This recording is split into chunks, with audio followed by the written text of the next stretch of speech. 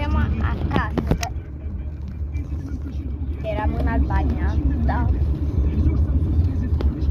Și videoclipurile alea îl mulțumesc pentru 1K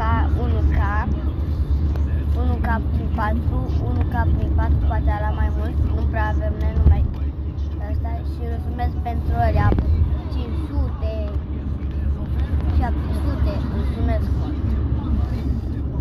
Acum mergem acasă. Eu vorbeam prietenul meu aseară la bancă, adică așa pe telefon.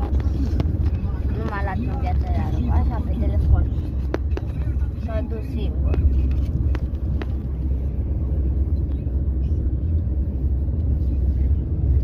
Arăt și spatele. E plin de chestii. Dar ăsta e un munte, dar n-am filmat atunci.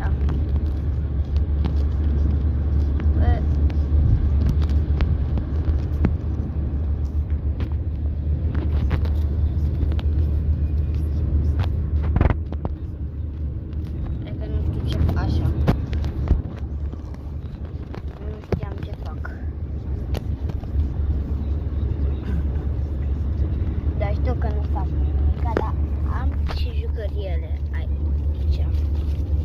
În punga asta.